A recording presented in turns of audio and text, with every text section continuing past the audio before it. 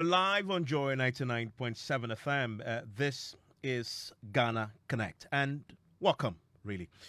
I'm pretty sure you've noticed what has been happening over the last 2 weeks. The agitation, and rightly so, if you ask the individual bondholders, for the exclusion from the ongoing domestic deduction program, which has become one of the most defining issues of 2023 already. By the way, the year is so very, very young, and it has become a major subject, dividing opinions, but also leaving many people, many vulnerable groups severely concerned.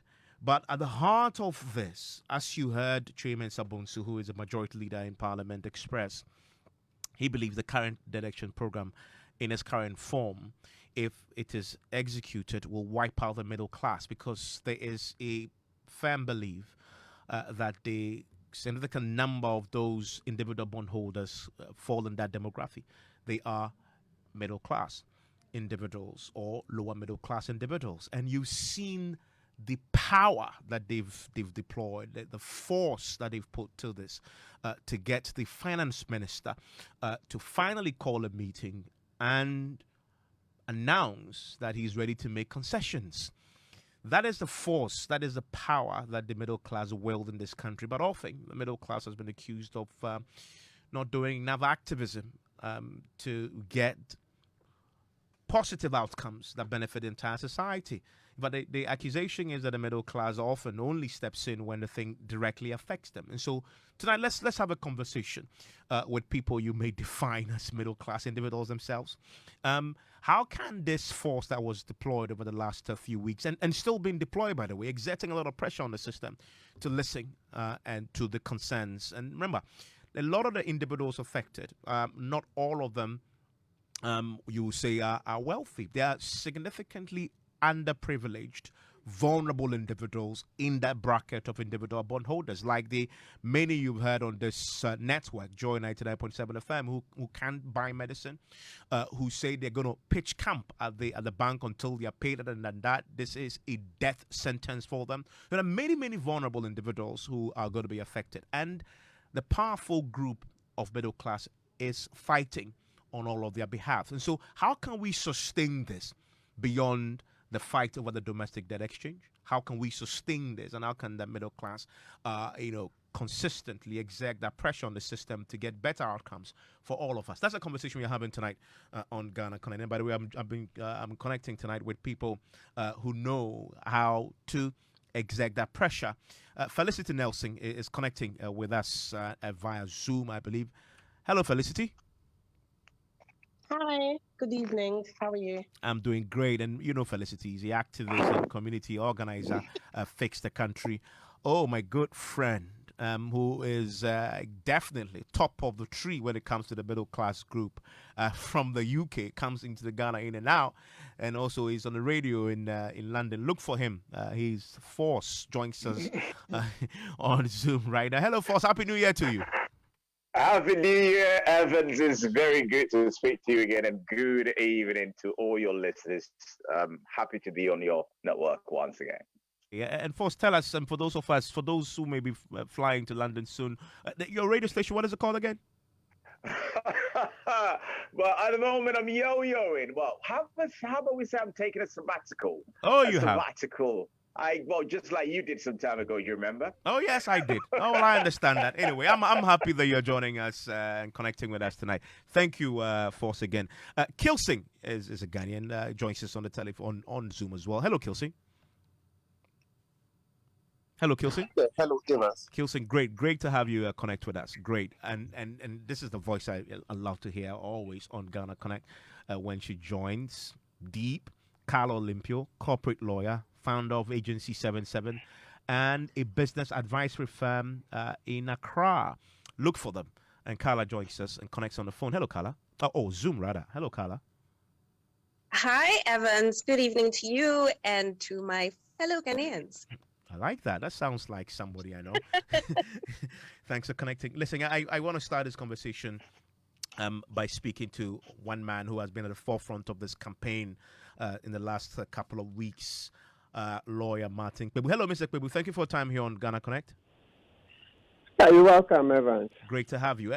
Before I get into your thoughts on some of the key issues, I wanted to hear the finance minister on some of the things you've been pushing for. Fundamentally, you want an exemption for individual bondholders, but he's made a point to my colleague George Affe in this interview, which, by the way, we must admit was recorded, earlier before he agreed to sit with you. But he was clear though on the subject of exclusion. Listen to the finance minister. Anybody. I'm not sure that anybody can be fully exempted.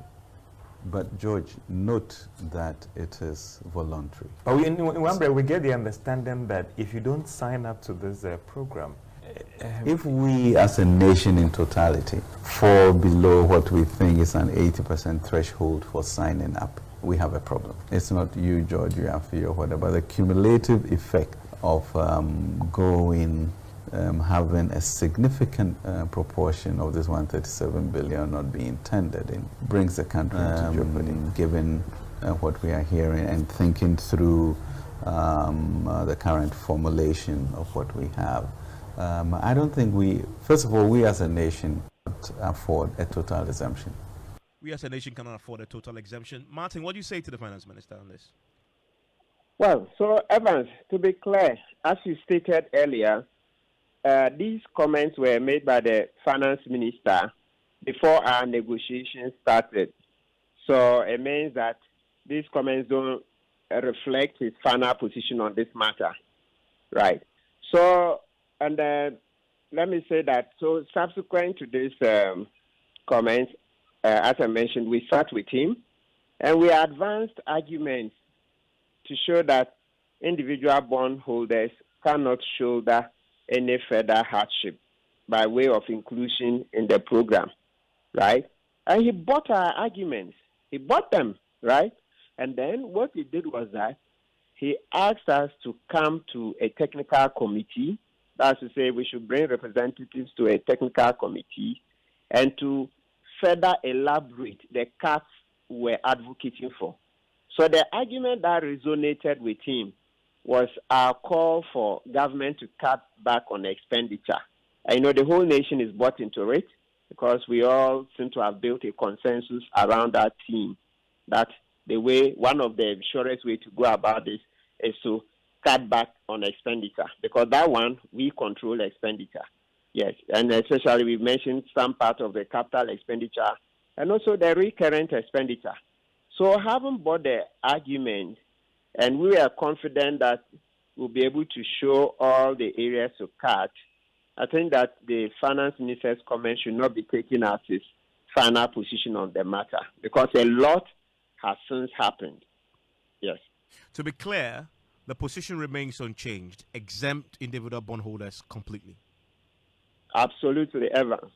So the rhyme is exempt, exempt, exempt, exempt, exempt, and let my people go. So this started yesterday. Is there any time frame within which the committees hope to wrap up and present a unified position? Yes, definitely in good time before the deadline on 31st January, the 30th. Right. We'll finish in good time. We made very good progress yesterday, and we'll continue next week. So, Martin, so this is great progress, and tonight we're examining the power that you, Senor, leading the group of individual bondholders affected, had brought to bear, which has obviously compelled the finance minister to announce publicly that he's willing to make concessions. And that middle class force, you're having a conversation tonight about how we can collectively deploy that force in a more sustainable manner to achieve positive ends for entire society. And I must indicate, and as I did earlier, that you are representing extremely vulnerable people as well. And we heard many of them who can pay medicines, who can buy medicines if they don't get their bonds, etc. And you've managed to get this far. What's your comment on the strength and the power of that middle class, and how that can become a more permanent feature in our body politic, in holding government accountable? Yeah, so Evans, the certain point is I think that radio has actually brought a lot of what you call dynamics to this, the way the middle class organizes and reacts to government policies. You know, now with so much plurality in radio, so many radios all over, you see that there's access, more increased access to radio. Citizens are able to participate. And I think that has hugely helped. Just like this conversation you guys are going to have, which I'm doing the introductory part, you see that Joy FM, you provided a strong platform to the middle class to be able to air their opinions. You see News File, you see there's other programs, the talk shows, the other ones that all of them have contributed immensely. And one thing is very clear, that we are coming together. You begin to see some form of coalescing. We are coalescing. It's taking a bit of time, but I think gradually you see that we are integrating. We are getting to know each other. We are beginning to see that, look, this is a strong middle class that we can use to hold government to account and to be able to get, in essence, what we think should be the right things done.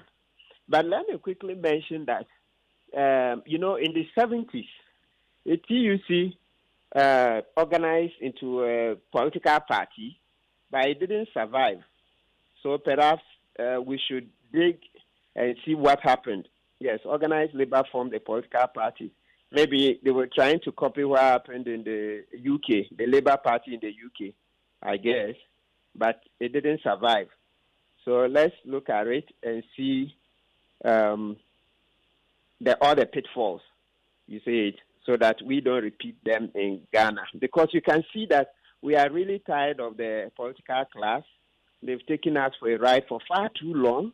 You know, they just won't listen to us. It's nauseating, to say the least. So we are all just getting fed up with it. And so, well, you can see that matters are coming to a head very soon, and they would really see. I can see that things are going to shape up in a different manner, reorganize the society in a different manner. I can see that day coming, definitely. Yes. Martin. So there's a lot of potential, but there's still a lot of work to be done to get the middle class to come together. Martin, thank you very much. And Martin, obviously, is the convener for the Individual Bondholders Association of Ghana.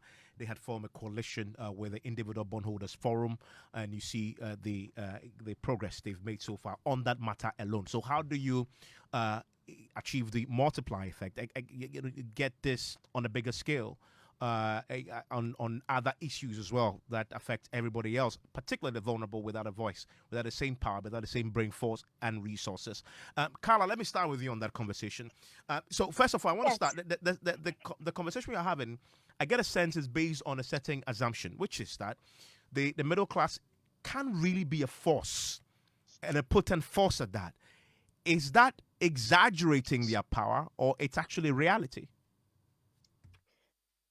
So this is kind of, when your producer called me about this is a question that I asked him. I said, I'm not sure from my perspective, this is the particular question you're asking about, the mobilization against the debt exchange. I'm not so sure that it's about the power of the middle class per se, but it's more about the power of collective action. And I definitely think that as Ghanaians, we are often guilty of not being willing to kind of stick our head above the parapet, right? So, if you think about it, you've had, other groups who have also managed to lobby successfully. I think there was the public sector's workers union so I think there's a lot of strength in collective action. And then as Mr. Pebu pointed out, now there's social media, there's media, traditional media, and there's social media as well. So there's Twitter. I've seen the petition going around on social media. So it's going around on WhatsApp, on, Facebook. So I for me, I would say it's more about collective action and people participating. And then, of course, in this case, it's money, right? You're going directly to the heart of people's pockets. So people are determined to rise up against it. So yeah, for me, it's more about that, I would say, than about personally. Not to say, and then there's another important thing I think that I've left out. And then there's the conveners of this, which include Lloyd Pebu himself, Mr. Hossi. I don't know if there are many others, but they have already managed to gain some amount of influence and social capital from their past activities, and they're leading this charge. And so I think whether it was middle class or not, if they were able to gather enough people together, it would, create some forward movement. So yeah, that's my perspective. Very, very interesting point. And I want to continue on that breath. And I want to bring in Felicity. Felicity, you were part of an organizing force.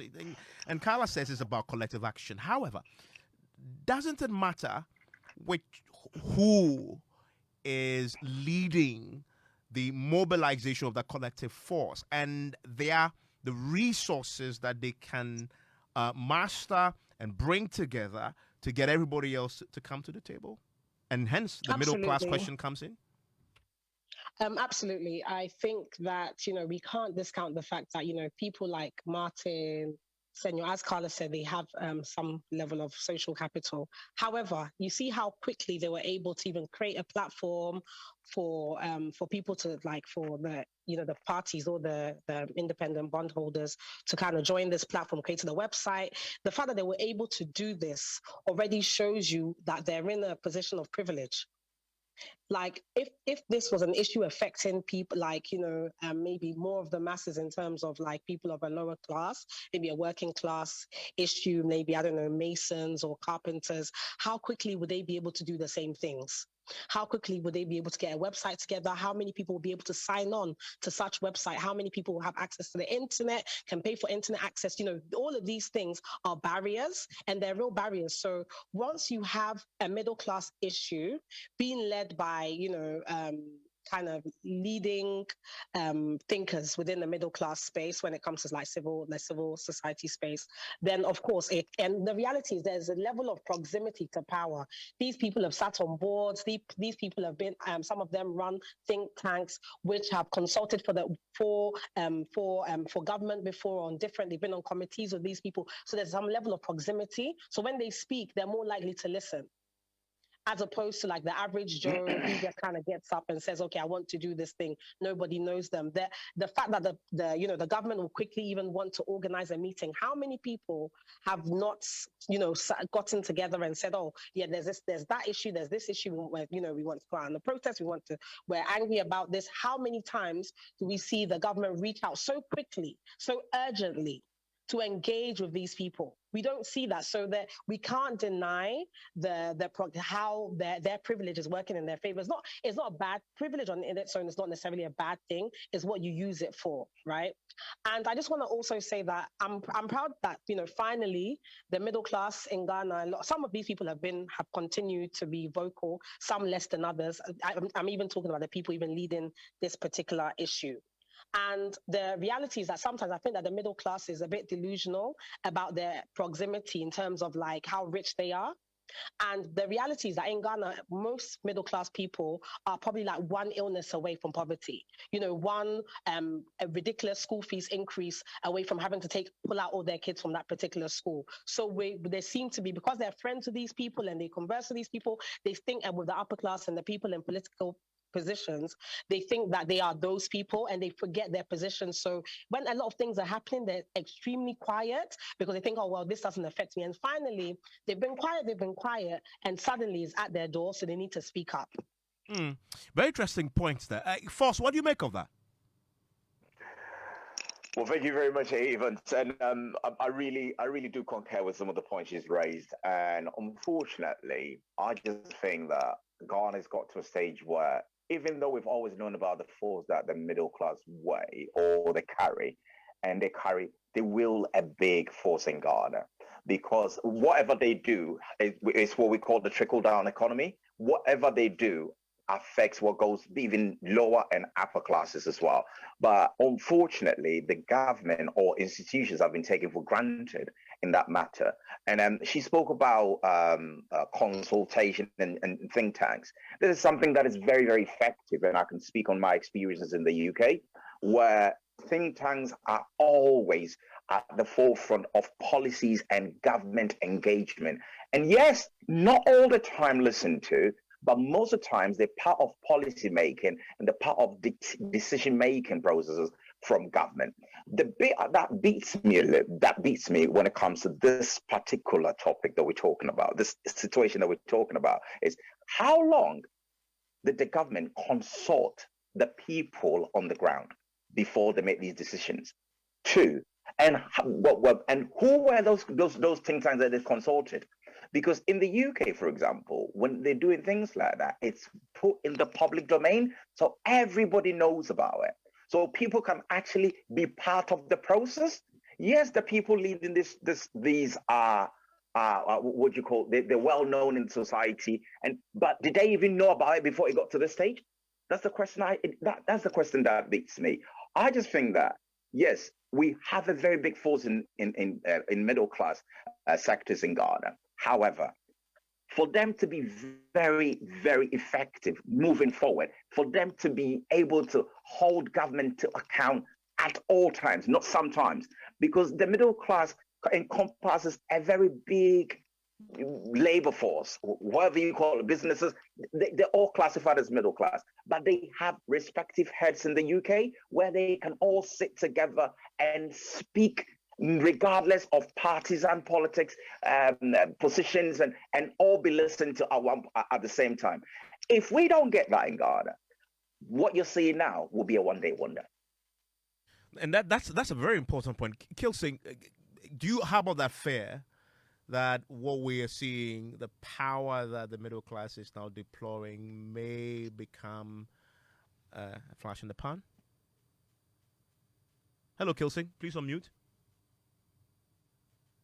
Hello? Okay, let's hope that Kilsing can hear, and maybe he has a connection problem. Hello, Kilsing? Okay, let me bring in Carla. Carla, pick up on that thought for me from Force. And of course, you can pick up on something else that Felicity said, if you may. You can go anywhere you want, Carla, with this. Yeah, where I totally agree with Force is about the fact that otherwise, this will be a flash in the pan. And in fact, I think it will be, because I have to say that I even know of bondholders who were reluctant to sign up with the communal kind of action. And as you can see, I mean, I'm fairly vocal. I'm willing to come on this radio program and talk about what I think, but a lot of people are not. I would say most people are not. And that's no judgment. Everybody's different. But I do think that more Ghanaians, it's also partly a cultural thing, but more Ghanaians have to realize that you cannot sit back passively and hide behind other people all the time.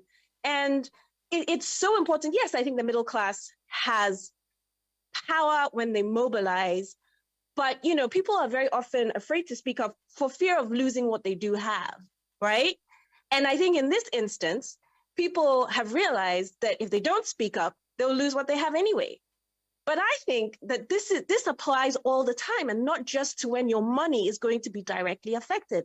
So please, middle class, be more willing to mobilize, to act. And it's not about politics per se. Have a political conscience, but it's not about the NDC or the MPP, but it's about being willing to stand up and be counted. And that's why, I really take my hat off to the people willing to put their head above the parapet, because, it's scary for a lot of people, so for the leaders of this movement, it's really admirable, because a lot of people would never. But you said something I want to integrate a bit more.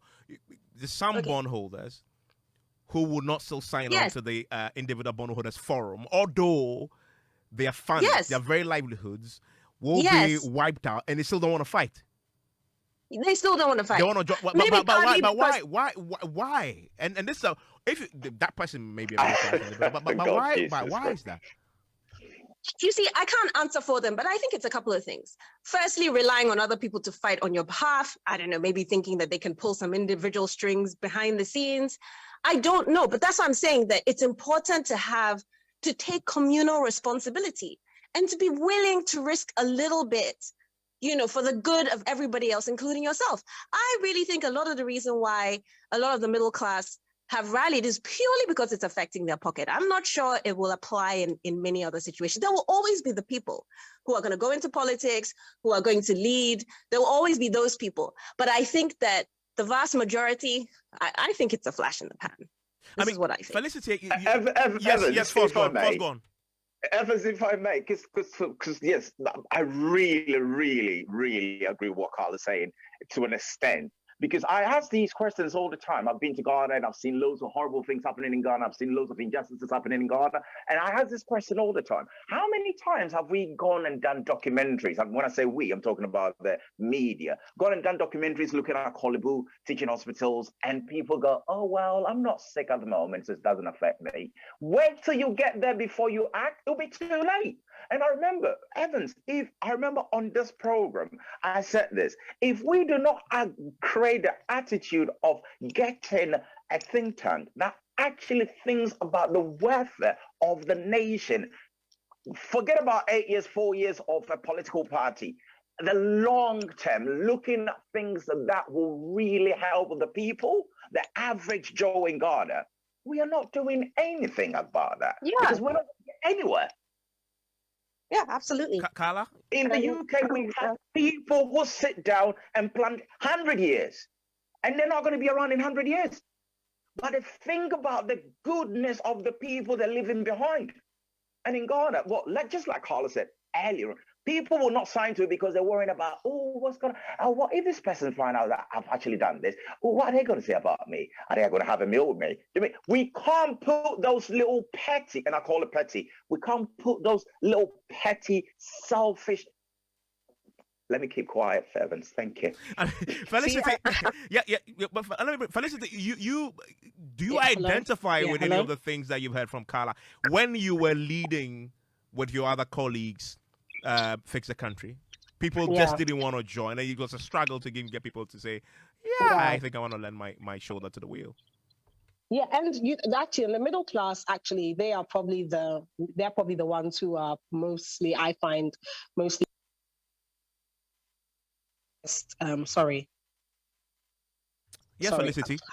Protest movements, they seem to be the people who don't want to be engaged with things, and suddenly it's an issue that affects them. But the reality is that, it will reach everybody. That's the reality. Like the incompetence, the bad governance, like we are all going to suffer the consequences. Don't wait and it's like, okay, today, someone's cousin has gone to die in Kolebu because there was no bed. Or it's not my cousin. And you wait till the day, you're going to wait till the day when it's you're going to end up being that dead person. Don't wait till then. We shouldn't wait to be outraged about things only when it affects us. We need to learn as people to be less selfish, less cowardly, because a lot of the time we're trying to maintain. Sometimes it's about, if I keep quiet, hopefully, because sometimes people who are in the middle class who are waiting for certain positions, so waiting for certain appointments, certain contracts, so they feel like if they speak up now, they're going to end up losing those things. But the reality is that your life is being eroded, your lifestyle and your quality of life is being eroded on a daily basis. And even if it isn't, a lot of people's lives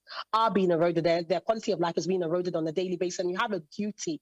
Like, I feel like when we say love your neighbor as yourself, this is what we're talking about. This is literally the most important part of it. It's not just waiting until an issue affects you and then you speak up, because the reality is that before it got here, we saw the signs. Like, we didn't just get here. When it comes to bad economic management, we've been seeing it. It's been affecting different people, the way even they did the cleanup of the banking sector, all of these things. But somehow the middle class, a lot of them want to be silent, and they actually sit back and judge people who speak up. Oh, you people are unemployed, you don't have anything to do. That's the reason why you're making noise. So now that is gotten to your turn. Oh, you guys are suddenly, you're not unemployed. So for me, particularly on this issue, I've been quite silent on it because I feel like the middle class have been quiet for way too long. I'm not even talking about the conveners. I'm talking about the average Ghanaian person who constantly feels like they need to outsource their outrage, outsource their activism, outsource their voice to other people. We need to all stand up and be counted. The reason why we're taken for granted is because too many of us are too silent for too long. I like that phrase. Outsource your anger, outsource your voice, outsource your activism. I need to put that on frame it. But Kilsing, do you agree that Ghanaians typically, even when they have the means, tend to outsource their activism to others? Yeah. Good evening, Evans. This is what I believe about this entire debate about the middle class and involvement in a national development discourse. I would say that right from 2008, we have seen serious participation and activities from or by the middle class in our democratic enterprise. Talk about the fact that if you look at our floating voting category, a lot of them involved in that bracket are middle class people. And the facts and figures will tell you that NDC or MPP never win election on their own accord, except for the appeal they get from certain class of people from the society. And so I'll say that gradually we've had, a system of active participation from those class of people from 2008 to this current dispensation. From the same 2008 to date, you realize that CSOs have been actively involved in the way we do our things, that their voices are now up. I would say that a lot of public narratives or opinions are eventually shaped by the activities of civil society organizations. In the past, it didn't used to be so. Today, they are more like a trusted voice in the way we do our things. And that to me has been a plus. The reason why we have not seen pure direct civil activism for the middle class, as we are seeing now in relation to this bond issue, is however the fact that they are directly affected.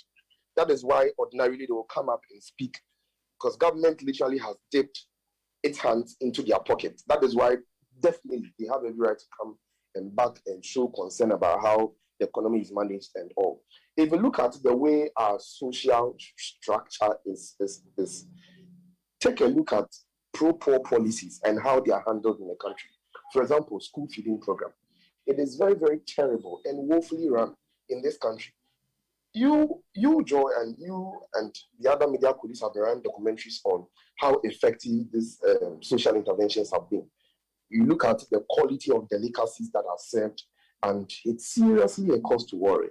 Why haven't we heard, or how haven't we had serious mass discourse or consensus about how we can deal with that? Simply because the children of those belonging to this bracket attend international schools. They are having fanciful education in some of these best schools in the capital and etc.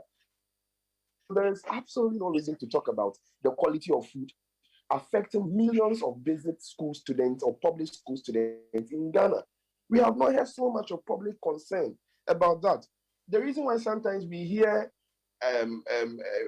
we hear a lot of issues concerning the food fed to secondary school students is because eventually most of their children are in Wesley Girls in Fansipen and all of the schools. And so it directly affects them. That is why when the heads of teachers were complaining about the unavailability of food and other structures in the various secondary schools during the harsh economic period, we had a lot of parents come out. It was because they were directly affected.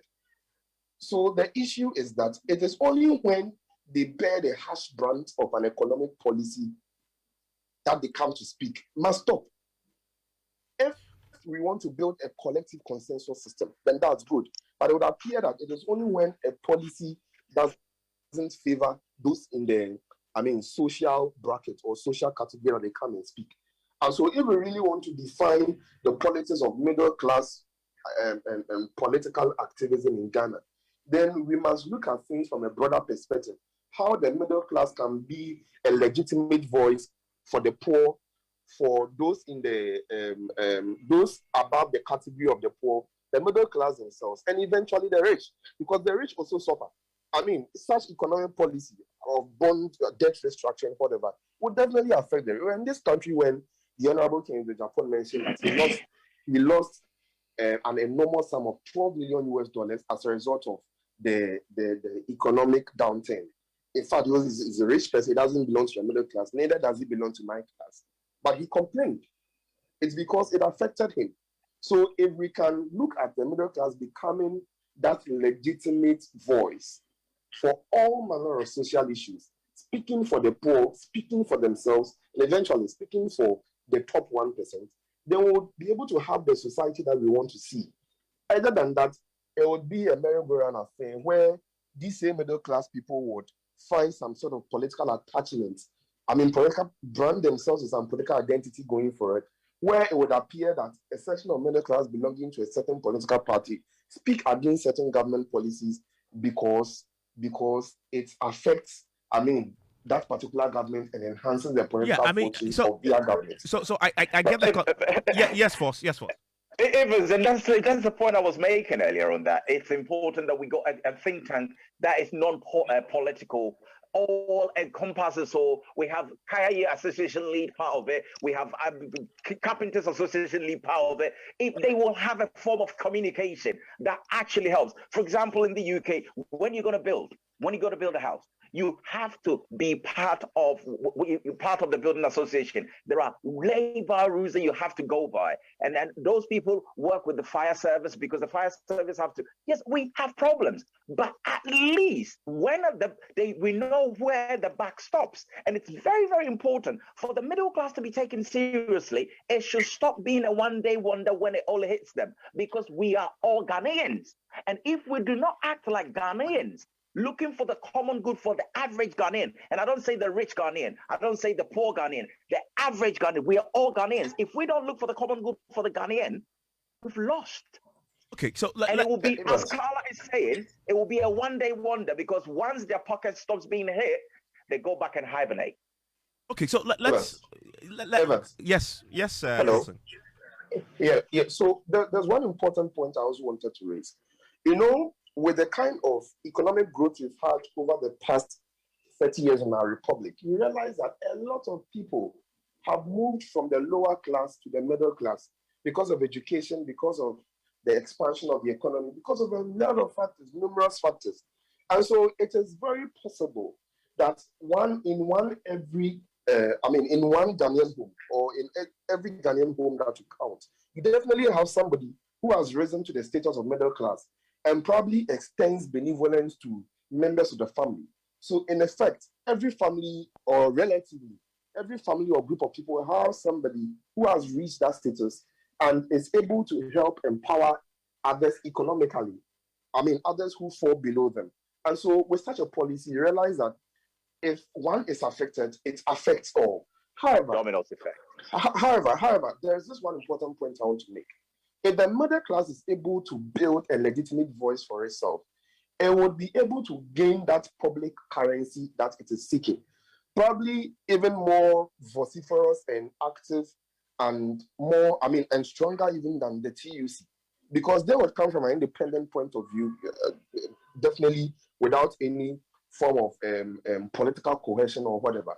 And then you also realize one thing, that the new media, particularly the social media, has also been an important juggernaut in the fight against ineffective government policies. Today, when something comes up and people are not so positive about it, you go to Twitter and it's on the #1 trend. You go to Facebook and it's popular. People are giving dispassionate analysis about such issues and pouring out, their outburst, regardless of the kind of political association they have.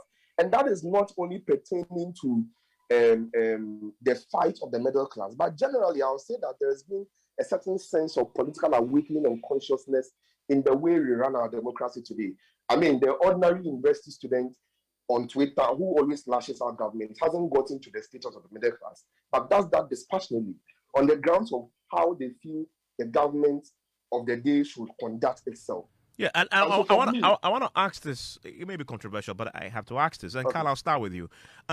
So I guess the consensus around the table that the middle class must do more, and must do more beyond issues when the issues directly affect them. But so middle class must lead a mobilization, and they must be consistent and sustained. However, so there's a separation we've created now between middle class and the lower class. The suggestion I'm hearing from all of you is that the middle class must lead, must mobilize, and represent the interests of the lower class, who can speak for themselves. But the question is the lower class ready to be mobilized? Are they ready to be led by the middle class? What's your take on that question? Because I get a sense that sometimes the middle class try, but then they get bashed by the same lower class that they're trying to represent. And then some of them, because of that, having been bent in the process, just abandon it and move on. If I'm trying to represent you and you turn out to attack me, then I must sort of all leave you to die. So let me hear from Carla first, and I'll pick your thoughts, Felicity. So Evans, I mean, I started this off by saying that I'm not sure it's a middle class thing. I think it's more about a collective action thing. And I'm always uncomfortable in creating this big divide between the middle class and the lower class. I mean, it's about Ghanaians as a group. And, you're assuming that, people in the lower class will want to be led by anybody other than themselves. And I actually think the people who have less to lose are often more willing to mobilize. Exactly. Right. So the point that I keep making is that I think that the quote unquote middle class doesn't want to say anything because they're afraid to lose what they have. And so actually, I find that, people who are vocal or slightly controversial or, even political, it is actually most of the censure comes from other middle class people, not from, I don't know who you're referring to as lower class people. So I think that it's about protecting what you have. And there are no doubt there are good reasons for it, but I think that people have to be more willing to speak up. And you know what? Once people become known for speaking up anyway, there's less censure, right? They're more likely to try and oppress people who they're not used to hearing from. And then one day you raise your voice and everybody's like, no, shut up. So I just think that people have to be more bold and they have to be more collectively responsible. This is what I think. Felicity? Hello, Felicity. Hi, yes. I don't think that, I think that the middle class tend to not move into action because a lot of them are cowards. And like Carla said, they're protecting their own selfish interests, whatever those that may be. I don't actually believe that they tend to get bitten by the so-called lower classes, because the reality is that we actually have more in common. The middle class has more in common with the lower classes than the political class, the upper class.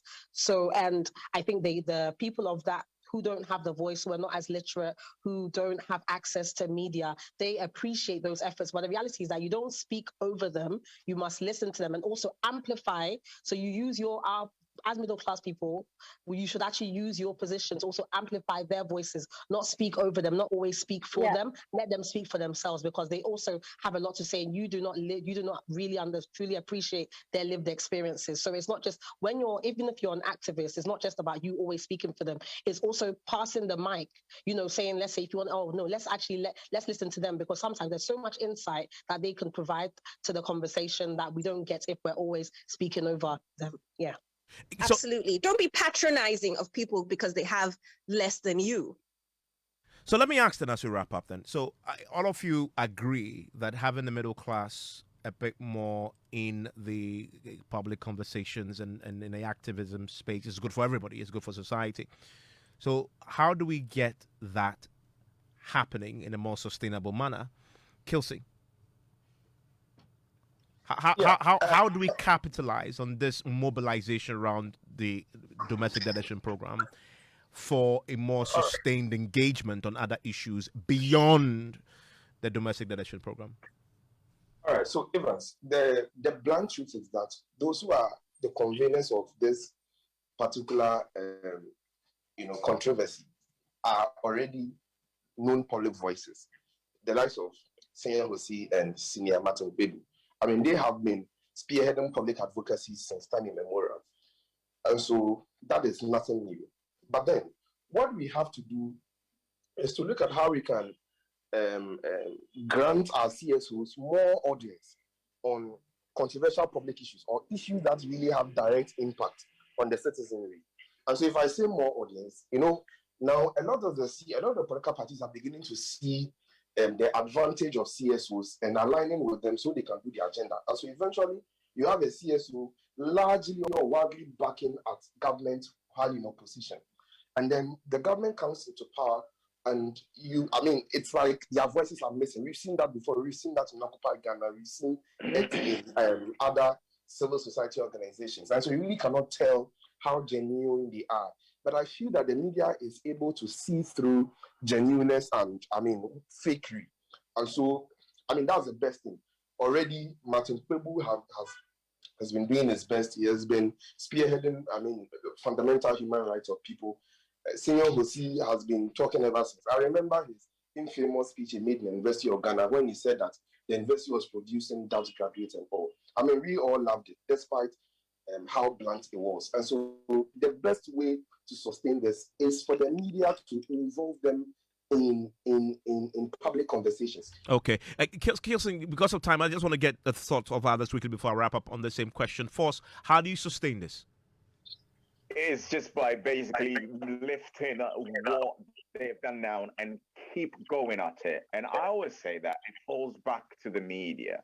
And Evans, you and I know that. I also have a job to do. Yes, the media's role is to educate first, entertain and inform. So it is part of it.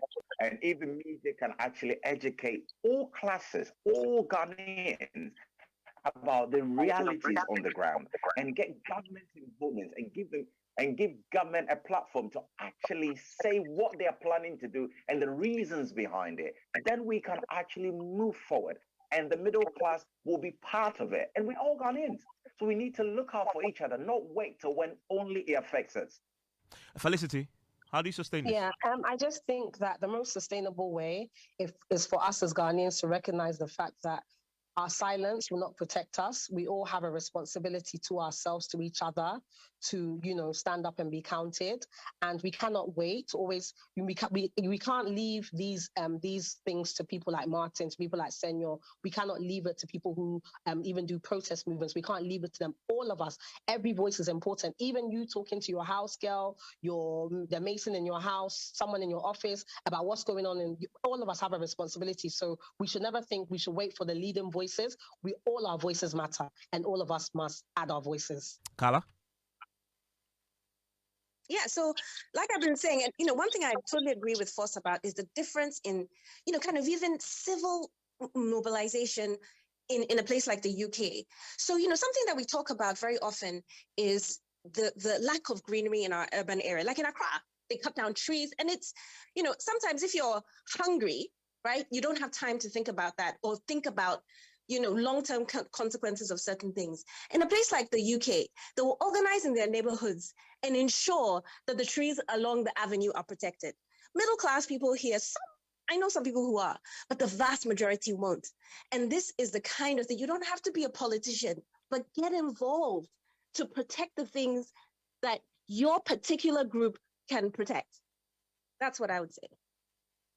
Thank you. Let's hear what you're saying on social media.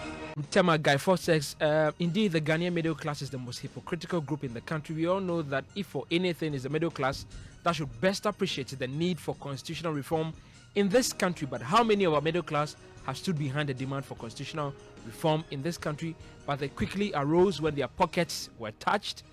This one from Ernest in Abekan says, the bills are automated and without any intervention will hit your account first at the set date. There's no fund involved here. It was reversed because BOG is not ready to pay. I think this is about the top story. Yes. And to go on, the middle class, this middle class action is temporary. After all, this debt brouhaha, they will go quiet again. They have left the decision to the lower class and the super class for far too long. Where has this taken us? Let me tell you, nowhere. All we have is a two-party state on a spin. This is from Beckham's connecting from Abokobi. And then Gifting, Teshi says, maybe we should take what belongs to them only. Then will we see some action from the middle class. How do we maintain the momentum right now? I don't know. Gifting, I would wish that you've given us something to know. Finally, or just a few ones. So good evening, Evans. My name is Adams from Dungwa. Said this middle class people should be should sustain to check any political party who comes to power. They should start educating the citizens on how to hold politicians accountable. Exactly what we've been discussing with our panelists. This one goes to say the prof speaking on the show is really revealing, educating and speaking good wisdom on your chosen topic. Prof is not only speaking academic knowledge but divine wisdom. I only hope that you also told us whether you are part of the middle class or not. But that's Henry connecting from Castle Evans. Thank you very much. Thank you to my connectors, Carla, to Felicity, to Force, and to Kilsing, who join us, and many of you who join us on social media, and to Martin Kwibu as well. Keep the fire burning on the issues. Keep the conversations happening on our many social media platforms. Enjoy the rest of your evening.